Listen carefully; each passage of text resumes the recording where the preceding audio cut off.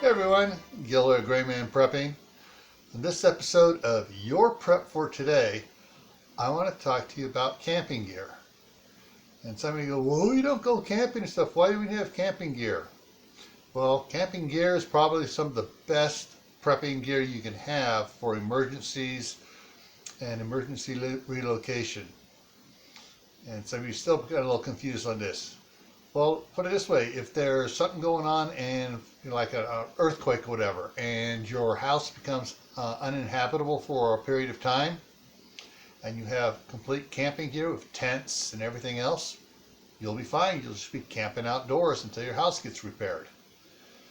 If you need to relocate to a different area because of flooding or other reasons, camping gear gives you a place to stay without having to spend extra money to stay in a motel.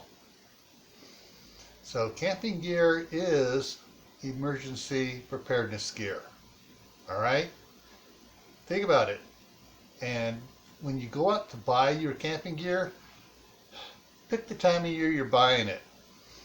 Example is back in September, at the end of the camping season, my wife picked up a 8-man tent for $50. Usually those things are a couple hundred, but she got a nice, easy setup 8-man tent for $50 on clearance. So be smart when you're shopping. All right, so stay happy no matter what life throws at you. Stay safe, don't go out and do anything foolish. Keep adding to your preps. Add more water, add more food. Make sure you have plenty of medicine and plenty of clothing, especially if you got to go camping. Also, if you can, learn a new skill.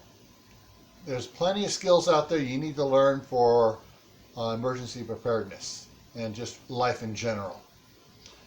So, also, if you can, start growing something indoors. Get an arrow garden or one of the other hydroponic indoor garden things so you can grow food, or just use a 5-gallon bucket. And you really need to get more food being grown at home.